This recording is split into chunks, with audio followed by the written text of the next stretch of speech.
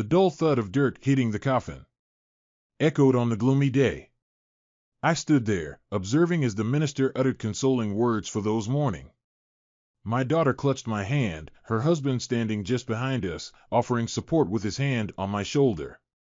Beside me stood my son and his girlfriend. At 49 years old, I never expected to be standing graveside, burying my wife. I always believed, deep down, I would be the first to go. I thought that, due to my work and the way I had lived my life, I would surely die before my wife, and that when I did, I'd be an old, old man. Now I felt old, ancient. After the funeral, there was the reception. Everyone came up to me, telling me how sorry they were, how great she was, how wonderful we were, how young she was, everything but what I needed to hear. We had been married over 20 years, 2 kids, both now off on their own. The youngest, mine the daughter, is married and about to have my first grandchild. The oldest, my son, is working in New York City in the financial district. Both are doing well. With all the people at our house, I guess it's my house now, I was having a hard time adjusting to this, being single. Everything for the last 20 years has been ours, not mine. Anyway, about 40 people were around, talking and offering their support. I just wanted to be alone. Feeling quite fed up, I finally slipped out into the backyard and worked my way out the back gate, intending to take a short walk. As I closed the gate, someone drove up the alley and parked their car right next to where I was standing. How was I holding up? It was Marie, my wife's younger sister. The one person in the world I didn't want to see at the moment. It was partially Marie's fault that my loving wife was no longer here. If Marie had kept her interests to herself, Brenda would still be with me. I informed her that I was going for a walk, mentioning that everyone was inside, and she had been talked about. I didn't smile nor did I openly invite her. I just stated the facts as I saw them. I now wanted to be away from here for certain, and I was sure Marie would try to invite herself on my walk. I should have known better as she just brushed past me and went into the backyard. She had always been all about Marie. That's why when Marie had taken a sudden interest in Brenda's personal life, I became suspicious. That was out of character for her younger sister in many ways. I sighed, glad to be free of her for the moment. There was a cloud hanging between us, a chasm that, to me, seemed insurmountable now. Family or no, Marie was persona non grata around me. It's a long story about what happened and how it all mushroomed into the funeral today. Life goes on, just like water in a river, always moving relentlessly onward. Okay, here's my story. This is the account of what unfolded in my life. Brenda and I crossed paths after college at her workplace, an insurance company where I went to renew my house and car policies, and she happened to be my assigned agent. Following our initial meeting, I found myself finding reasons to return, eventually summoning the courage to ask her out.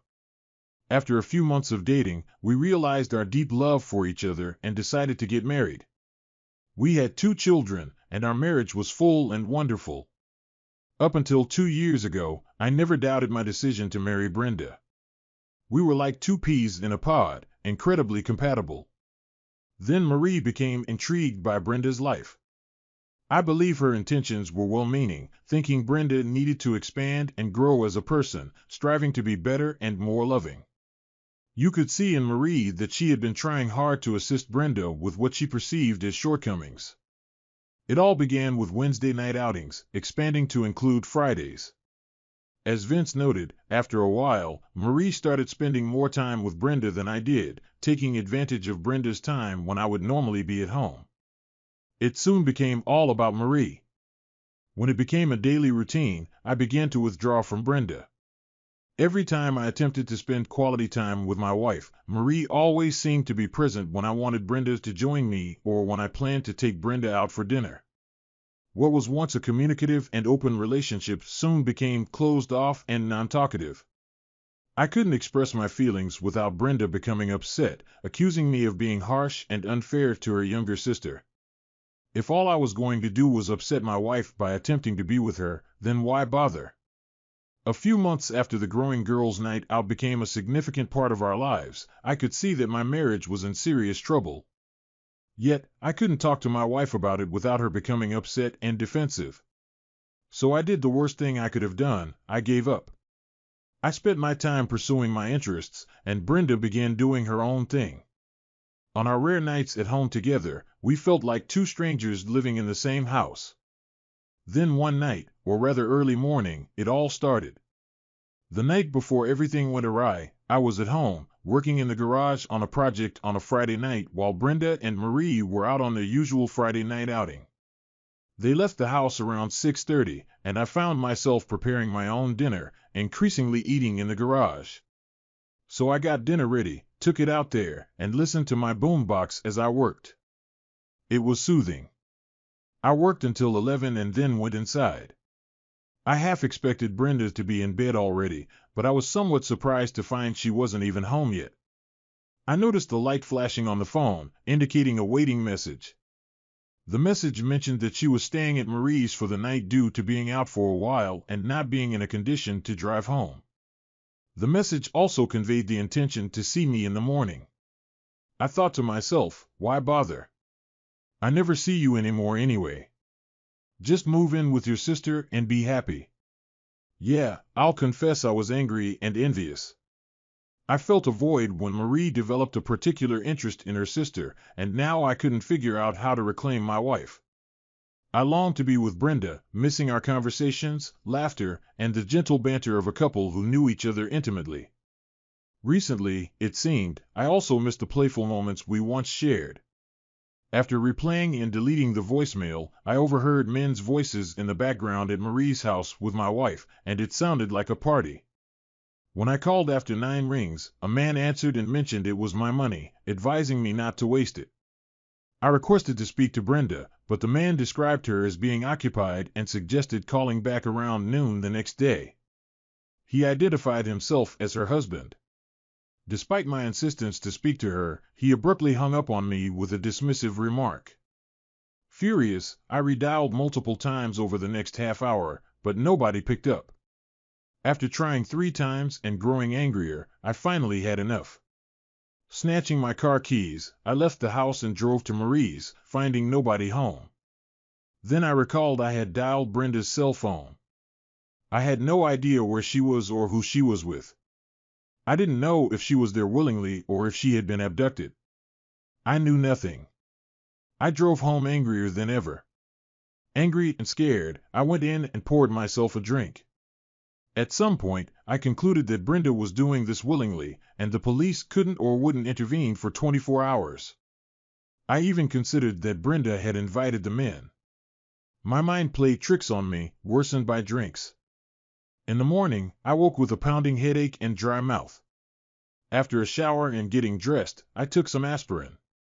In the mirror, I saw a man with a haunted, lost look. After a light breakfast, I waited for either a phone call or Brenda to return. Around 2 o'clock, she pulled into the driveway, looking great in one of my favorite dresses, slinky and tight-fitting, revealing lots of leg and a bit of chest. Brenda had only worn it on special occasions with me, and even then only if she intended for a late night. She explained that she hadn't come home the previous night, citing an evening with Marie involving a few too many drinks. By the time they reached Marie's place, she was too tired to drive, so she stayed there. Brenda mentioned crashing at her sister's place, sleeping until a little while ago, taking a quick shower, and now being back. Observing my demeanor, she inquired about my apparent upset, asking what was wrong, mentioning my name. I expressed my concern, mentioning that I had called her several times the previous night. After the first call, the person who answered informed me that she was occupied. I identified myself as her husband, but he promptly hung up. Subsequent calls went unanswered. Observing the dress she was wearing, I couldn't help but wonder if she had worn it for someone else. Additionally, I questioned where she had worn it, as when I went to Marie's, neither of them was there, and her place was dark. Brenda took a seat, but unfortunately, she missed the chair. As I spoke, she turned, reacting to the news that I had called and a man had answered her cell phone. Turning white in the face. It seemed she miscalculated the distance to the easy chair, landing about a foot or so away. Despite being on the floor, she remained motionless, hands on her face and tears streaming. Unable to bear the situation, I perceived her shame, and it was evident she had done something regrettable. Frustrated, I rose and stormed out to the garage. I locked the door, cranking up the stereo as loud as I could stand it. In those couple of hours, I accomplished little beyond venting my frustration by crushing things around and cursing at Marie, Brenda, and the person who answered the phone the previous night. As I cooled off and silenced the stereo, I pondered the unraveling of my marriage, attributing it all to Marie. In my perspective, happiness and love between Brenda and me had thrived before Marie, but she had driven us apart. Now it seemed Brenda sought happiness or satisfaction elsewhere, possibly from another man or, worse, multiple men.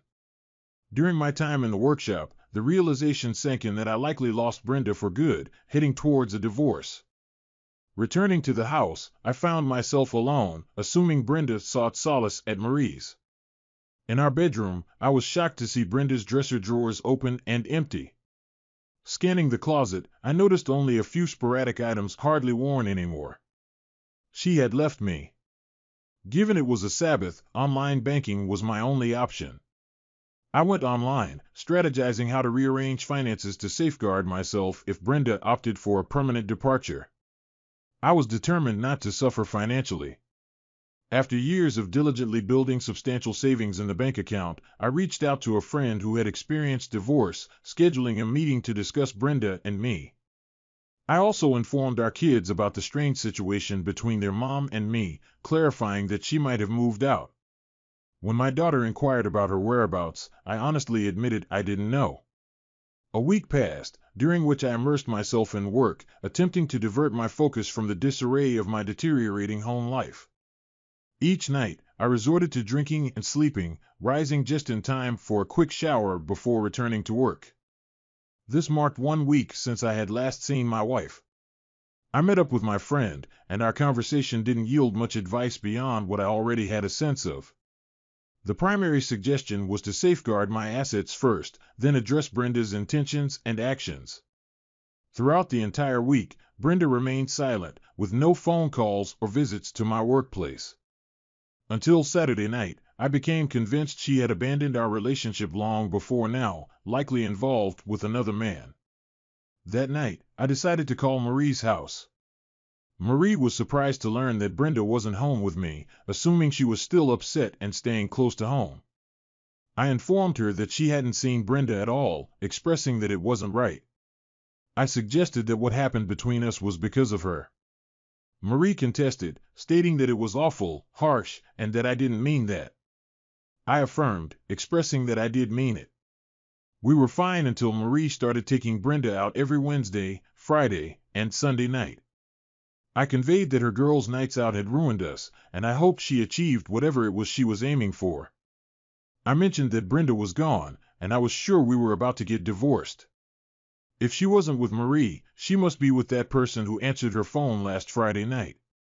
Marie, surprised that I knew about last Friday night, disclosed that on Saturday afternoon, Brenda showed up at home in her wanna-get-laid dress, all freshly showered. She shared that she told Brenda about some strange guy answering her phone, and Brenda sat on the floor and cried. Later on, when Marie came in from the garage, Brenda had packed her things and left. Marie concluded by saying that her actions had cost me my wife and warned her not to come around me again. Despite her pleas not to hang up, my anger prevented me from listening. I just wanted to shut everything out, her, Brenda, the other man, and life in general. The word furious didn't capture my feelings adequately. Simply hearing Marie on the phone reignited my rage. I was angry and lost, with my wife somewhere unknown and no means of repairing our relationship. After a heated exchange over the phone, I slammed it down so forcefully that I broke the handset, adding the purchase of a new phone to my growing list of concerns. It took a while before I mustered the energy to get up and go to bed, realizing I had been sitting in the same spot where Brenda had collapsed on me not so long ago. By morning, I concluded that I had come out on the losing end and would have been better off staying up all night drinking. A dreary Sunday morning greeted me, and I was in no mood to deal with anyone. Around noon, I heard a car pull up in our front driveway, and looking out the window, I saw my son emerging. My son asked about what had happened around here, mentioning that Mom came to his place a week ago, upset and crying. She wouldn't talk to him about anything except that I was going to leave her. He inquired about what was going on. I informed him that we were having problems and that she left me. She packed her things and ran, and this was the first I knew where she was at all this time. He mentioned that Mom came to his place, adding that it was kind of embarrassing as he had a friend over and she spent the night. He didn't know where Mom had been. He asked when she showed up at my place. I answered that it was on Sunday after he called and talked to me. She refused to let me call him and talk to him. She wanted me to leave him alone for fear that he'd hunt her down. He questioned what was going on and if I was going to hurt her. I explained that I was tired. It had been a week of worry and stress like none I'd ever had before. Now my son had to drive over 300 miles on a Sunday to ask me what was going on and why his mom was at his place, refusing to let him talk to me. Last week, she went out with Aunt Marie. Mom told me about that. She ended up missing your call, and somehow you got real angry about it. What got into you? Why would you do that? I explained that she missed my call, and that's what she told him, just that she missed my call. I shared that she mentioned someone else intercepted the call before she knew about it, and I got real mad at her. She was afraid, so she ran. He noted that she missed telling him some important details and asked me to tell him what happened. I recounted that last Friday night, Mom went out with Aunt Marie like clockwork. I was in the garage working on a few things for a while, came in about 11, and found Mom wasn't home yet. I saw she had left a message on the phone that I had missed, stating she had too much to drink and was going to stay at Marie's. My son acknowledged that Mom told him about the message part. He mentioned that when she left the message, he replayed it to ensure he understood it correctly, noting that I often did that. He replayed it and heard men's voices in the background, which worried him, so he called Mom's cell phone. It rang 9 times, and a strange guy picked up. He asked to speak to her, and the guy told him she was tied up at the moment and to call back tomorrow afternoon. He identified himself as her husband, but the guy hung up after telling him to duck off. I responded, realizing that Mom had sugarcoated that part. He asked if Mom cheated on me, and I admitted that I wasn't sure what happened. She left before we talked about it, but she seemed guilty about something. I hadn't spoken to her since Saturday afternoon. He suggested that we needed to talk to each other, proposing that we come over to his place to discuss things. He assured us that he and his new girlfriend would be there to support us. I agreed to talk, and he emphasized that we should come as we are, without weapons. He recognized my anger but urged us to work things out and not let this situation fester. He offered to follow me home, and I considered riding with him in case things didn't work out at his place.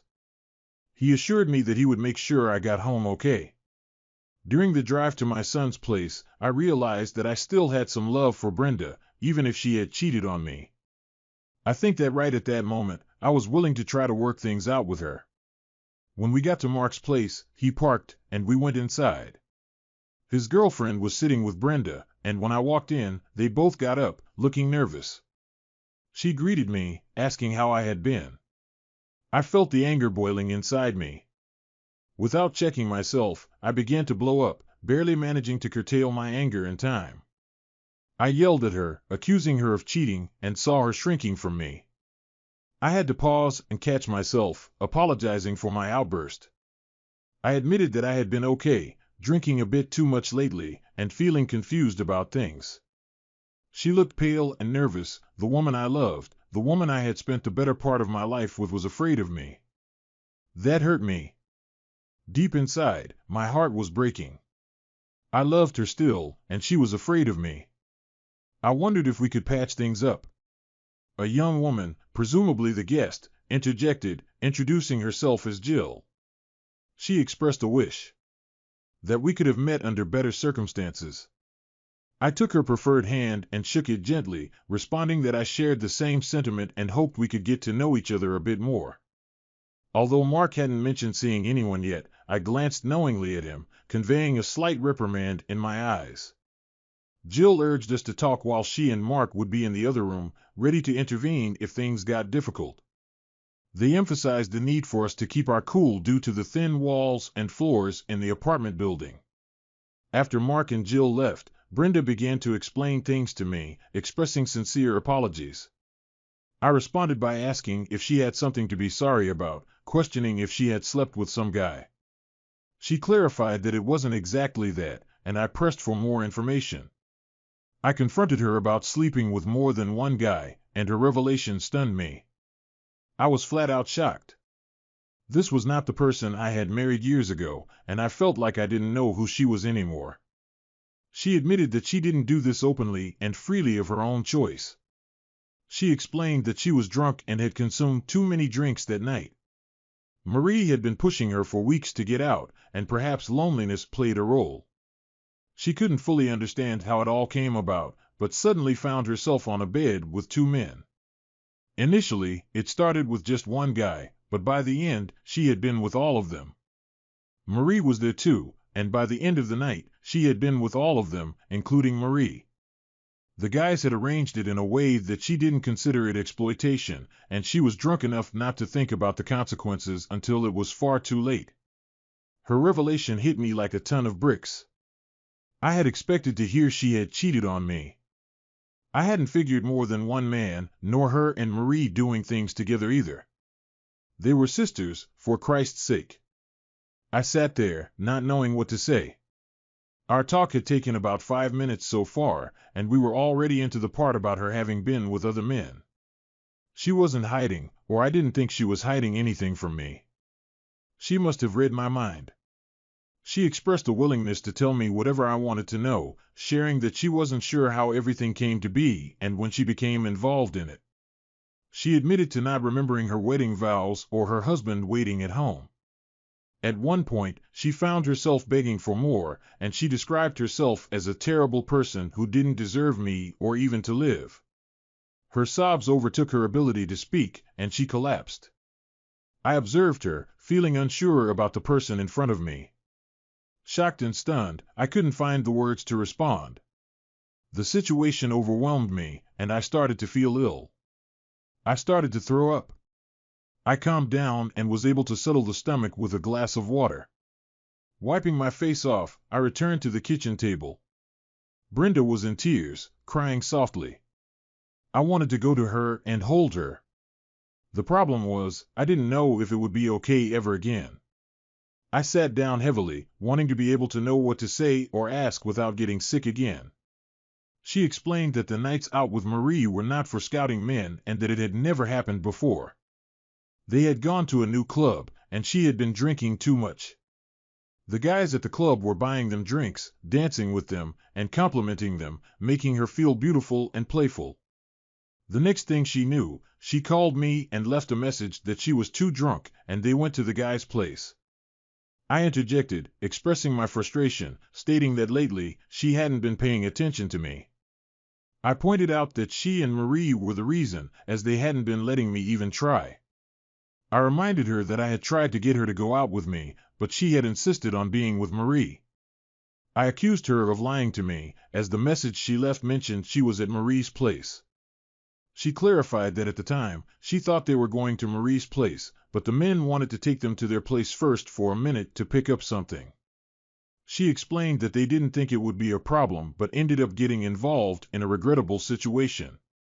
She mentioned that if only she hadn't thought I should have paid more attention to her, she might have been better prepared to fend off what happened. I couldn't contain my frustration, raising my voice as she continued to suggest it was my fault. I pointed out that she had been the one ignoring me, consistently going out with Marie every Wednesday, Friday, and Saturday night.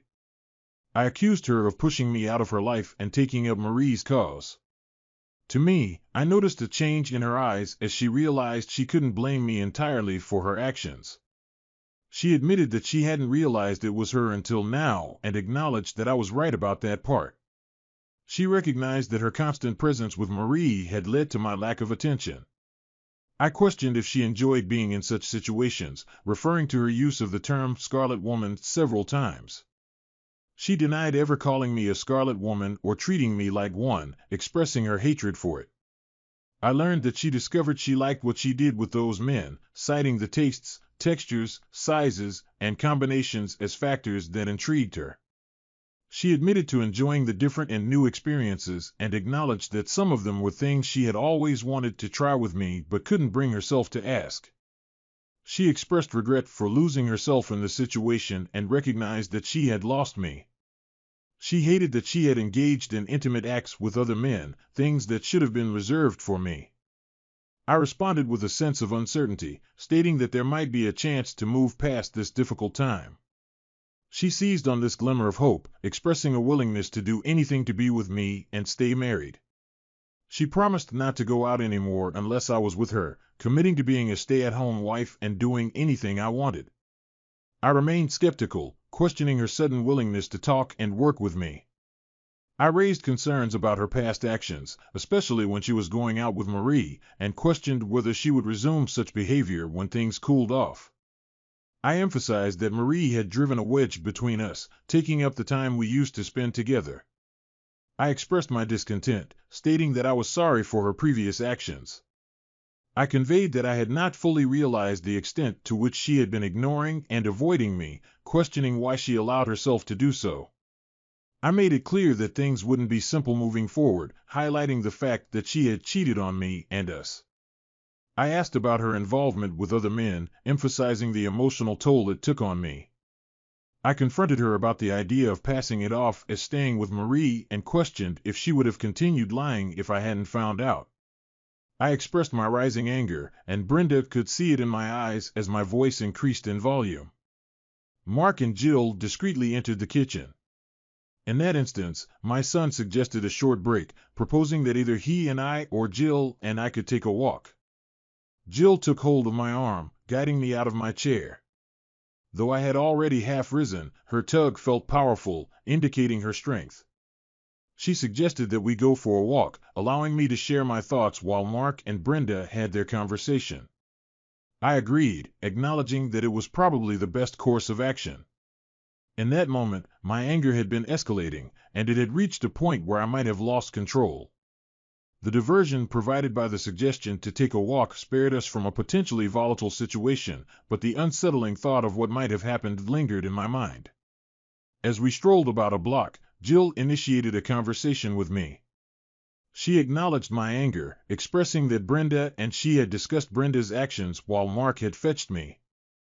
Jill conveyed that Brenda was genuinely remorseful and sorry for jeopardizing her marriage, plagued by guilt over the entire situation. I listened to her, absorbing the information. Eventually, I responded, emphasizing Brenda's significant mistakes. I articulated my frustration, highlighting how Brenda's sister, Marie, had taken up much of her time that she had previously spent with me. The revelation of their involvement in a drunken encounter fueled my resentment, and I expressed a deep sense of hatred at that moment, unsure whether I would ever overcome it. Jill shared a personal anecdote about her parents, revealing that they had faced a similar situation a few years ago when her mom went out with friends and ended up getting involved with someone. Her initial concern for her dad's reaction shifted to relief when they managed to work things out. Although she clarified that it didn't necessarily mean they stayed married, acknowledging the complexity of Brenda's actions, Jill emphasized that Brenda's mistake was significant and had occurred on multiple levels. Despite this, Jill believed that Brenda still loved me. She reassured me that despite appearances, Brenda hadn't cast me aside. According to Jill, Brenda had made a grave error, finding herself in a situation that spiraled out of control too quickly. Jill attributed such situations to the influence of drinks and medications, leading to lowered inhibitions, peer pressure, and unintended consequences. Walking and talking with Jill, I expressed my perspective on the situation, mentioning that Brenda had strayed while I remained faithful. I also pointed out the impact of Brenda's sister Marie frequently coming over and taking her away from me. As we continued our conversation, I noticed my anger subsiding, thanks in part to Jill's soft and soothing way of talking. Reflecting on the uncertain future of my relationship with Brenda, I admitted to feeling messed up inside. Despite attempting to sound cheerful, I couldn't shake the emotional turmoil. I acknowledged that part of my struggle involved understanding how Brenda found herself in such a situation. Suppressing my anger, I tried to maintain composure, recognizing the need to rise above any potential righteous indignation. Jill encouraged me to ask any questions I had. Though I attempted to lift my mood, the emotional toll persisted. Jill inquired about the state of our relationship before Marie's frequent visits. I shared that despite the natural fading of the initial magic in our 20-year marriage, I believed things were fine, perhaps even better than many couples with the time we spent together. In our conversation, Jill asked if I used to take Brenda out frequently. I admitted that perhaps I had taken her for granted and that Marie played a significant role in driving a wedge between us. I explained that whenever I attempted to spend time with Brenda, Marie interfered, either causing Brenda to refuse or getting upset for taking her away from her sister. I expressed my frustration with Marie, referring to her as the bitch at the moment. Jill probed deeper, asking about the romantic aspects of our relationship. I confessed that given our long history together, I assumed the effort to maintain the relationship was a thing of the past. Jill emphasized the importance of romance, distinguishing it from mere physical relationships. I acknowledged the oversight and recognized the need to express my feelings more, regretting not putting in more effort to make Brenda feel cherished. As Jill continued to guide me through self-reflection, she emphasized the significance of small gestures in nurturing a relationship. I admitted that I should have worked harder to convey my thoughts and feelings to Brenda, realizing that being more romantic might have made a difference. Jill's efforts to make me think clearly were evident, though I acknowledged that Brenda's time with Marie had already taken away the opportunity for equal time together. Jill pointed out that some of the biggest fights in our marriage revolved around Brenda and Marie's girls' nights out, emphasizing that Brenda seemed more focused on her sister than on our relationship. She suggested that our drift apart was noticeable, and while acknowledging Brenda's wrongdoing, she also hinted that better communication and understanding might have prevented the situation. I expressed frustration, wondering if Jill was taking Brenda's side, but she assured me that it wasn't about blame. Jill acknowledged that Brenda needed something she wasn't getting from me, and if we had addressed those issues earlier, it might have averted the crisis. I defended my efforts, stating that I never considered cheating despite my frustrations with Brenda's time spent with Marie. Jill urged me to talk to Brenda directly, advising a calm and direct approach. She reminded me that Mark thought highly of me and emphasized that divorce might not be the solution, encouraging open communication. Jill suggested that resolving our issues through conversation could rekindle our love and help us move past the recent challenges. I wish I could exude the confidence Jill showed. She seemed knowledgeable, possibly having learned from her parents' past troubles. Back at Mark's, Brenda was composed, waiting for our conversation. I confronted Brenda about the state of our relationship, expressing uncertainty about where we stood. Brenda admitted she wanted to be with me but acknowledged the uncertainty of my acceptance after her betrayal. She apologized sincerely, emphasizing that apologies couldn't undo what happened and that we needed to face and address the issue. In response, I conveyed my struggle, not only with the act of cheating but also with the circumstances involving multiple individuals. I pointed out the hurtful aspect of involving her sister and expressed the pain of trying to win her back while she was unresponsive, only for her to seek a chance after being with others. Brenda regretted her actions, claimed it was never her intention to cheat, and attributed the situation to the influence of drinks. I questioned whether there was still room for me in her life, expressing concerns about the impact of her choices on our relationship. The conversation left us both grappling with the complexities of trust, forgiveness, and the potential for rebuilding our connection. Brenda pleaded with me not to say certain things, expressing her love for me and acknowledging her severe mistake. She admitted the impossibility of undoing that terrible night, expressing her hope for forgiveness and trust in the future. Brenda proposed a trial separation, recognizing our uncertainties about the way forward. As she spoke, a tear welled up in Brenda's eye, indicating her preparedness for my potential decision. I felt torn between conflicting emotions, a sense of satisfaction in seeing her pain mixed with a deep love and desire not to lose her. Brenda, however, expressed understanding if I chose to pursue a divorce, recognizing her lack of excuses and the inability of her words to prevent my departure. She reluctantly agreed to a trial separation if that was what I thought we needed. Jill intervened forcefully, cautioning against a trial separation that could lead to a swift divorce. Drawing from the experience of her own parents, she suggested a different approach, emphasizing the importance of facing the mistake together, proposing separation within the same house to encourage communication and working through the issues rather than drifting further apart. I remained silent, absorbing Jill's perspective on the matter. The authority in her voice resonated with some truth to me. I acknowledged that what she said was reasonable, but what about those thoughts of mine and my pleasure in Brenda's pain? I looked at Brenda and contemplated for a bit. Could I let her into my house again? Could I resist the urge to kick or hurt her over the next weeks or months? Could I ever learn to cope with all that had happened? Jill's voice broke the silence, addressing me and my son, expressing concern about the situation. Mark joined in, questioning what was happening and awaiting a response. I acknowledged the pressure, expressing uncertainty about the safety of a trial separation considering my current anger. I admitted to feeling a significant amount of anger over the situation. Jill and Mark understood my emotions, and Jill emphasized the importance of being together to work through our issues. Citing her parents' experience, she insisted that staying together and facing the challenges was the only way to find out if we could make it work. I contemplated Jill's words, pondering the realistic alternatives available to us. Expressing my doubts, I found it challenging to believe that being with Brenda and working through our issues was the right solution. The lingering anger I felt raised concerns about the potential for physical damage if we were together. I was aware of the toll our separation had taken on both of us over the past week, and I didn't want us to become another statistic in the grand scheme of life. Addressing Mark and Jill, I expressed my displeasure with feeling coerced into a decision. I made it clear that I wouldn't make such a crucial choice under duress. Instead, I requested Mark to take me to a motel for the time being, promising to communicate my decision the next morning after having some time to reflect on the situation. When I returned the next morning in a cab, Brenda appeared to be still sitting in the same place, and Mark and Jill had noticeably more somber expressions on their faces than they had yesterday. It was evident that none of them had slept at all. I knew I had to give them my answer. I suggested to Brenda that she should return home, assuring her that I would make an effort not to harm her physically.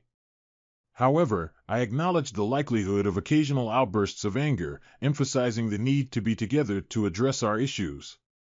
I proposed a temporary arrangement where we would stay in separate bedrooms, physically apart, yet attempting to work through our challenges. I made it clear that I couldn't guarantee anything beyond that. Brenda sat there, tears running down her face. I could see she was happy about it, yet apprehensive too. She was thinking, what if I got violent or something? I could see it in her eyes. I probably had the same look in mine too. Trust goes a long way to dispelling that look, and the trust in our marriage was now long gone. It was going to be a long, hard road for a while. Brenda suggested counseling, a topic that had crossed my mind earlier when her nights out with Marie had already strained our relationship. I acknowledged the need for counseling, both individually and together, and agreed to initiate the process the next day. Brenda, in response, left the kitchen briefly and returned with suitcases in hand. My son Mark asked if we could go home, and I mentioned that my car was in a local parking garage. Mark volunteered to retrieve it, and Jill offered to drive. In the midst of this, Mark dropped a surprising bombshell. He had proposed to Jill last Saturday night, and she had accepted. I expressed my acceptance of Jill into the family and wished them happiness together, regardless of what happened between Brenda and me. We left together. It was a quiet, intense trip home, though each of us was in deep thought. That whole next week went the same way. The tension kept building and building. Our first appointment together with the counselor was the following week, and I wasn't sure we'd make it. We did, but just barely. We made that first appointment and the following ones until one day the counselor cut us loose on our own. We had spent the last 8 months going once a week together, with separate individual visits interspersed between those. We worked it out, and while it was not easy, we managed to get around the whole nightmare in the end. One day, Brenda came home from the doctor appearing troubled. I sensed that something serious was amiss, but she hesitated to disclose the news. Eventually, she took a solitary walk, and when she got back, she informed me in the living room. "Jeff, I have some bad news about me." I asked what, knowing that she'd never cheat on me again. I also understood that she'd been bothered by something for quite some time now. Brenda had always been one that didn't like to talk about her issues with anyone, even doctors. She broke down crying, expressing, "I am sick, Jeff. Real sick. They said that I have cancer." I learned that it started in her ovaries and had spread, and unfortunately, they didn't catch it in time. As she left the statement unfinished, she conveyed, "They don't think." I was numb for the second time in my life. I questioned what she meant. Brenda reassured me that we would fight, that this cancer could be beaten. There were treatments, and we would win this battle together. I shared my thoughts with her, mentioning that each thing I said seemed to bring more tears from Brenda. As time passed, I began to wonder if she was going to fight at all. She conveyed, "It's beyond fixing, Jeff. This appointment today was with a specialist that my doctor wanted me to see. He ran a few tests and made me wait for the results." He was about to cry when he told me the news. Brenda revealed that the cancer had spread to her lymph glands and liver, along with other parts of her body. There was concern it might have reached her head, and the mention of the MRI was distressing. Tearfully, she expressed, "Oh God, I don't want to die, Jeff. I don't. I love you." Regretfully, she admitted, "I wasted all that time with Marie and caused our troubles when I should have gone in to see the doctor way back then. It's my fault. I ignored some of the symptoms. It spread. I wanted to be there for Marie since I thought she needed me. It's too late now. I only have a few months. I am so sorry, Jeff." I expressed, "Brenda, I'm the one that's sorry. What can I do for you? What can we do?" She replied, "Just hold me, Jeff. Love me and hold me. That's all anyone can do for me now." I followed her request, holding her close. Forgotten were those days of anger and pain. We now faced new challenges, anger and pain brought by the dreaded cancer. Despite the time we were apart and Brenda had fallen, we had generally been a happy couple. I made an effort to maintain a positive and happy attitude around Brenda throughout the time she wasted away. At some point, we believed that some of the treatments might have been helping her, but later we discovered that was not the case. She outlasted the doctor's original estimate by a few months. Fortunately, she had her children and me by her side when she passed away. This is why I have issues with Marie. I question if I am being unfair, if I should forgive and forget. However, I find it difficult because Marie led my wife into a net of pain and suffering, causing us to lose precious time together, almost tearing us apart. Nearly a whole year was destroyed, a year that could have been spent loving each other, not struggling to overcome Brenda's one-night mistake. Additionally, there's the lingering question of whether that cancer could have been detected earlier. I don't know. I'll always wonder, though.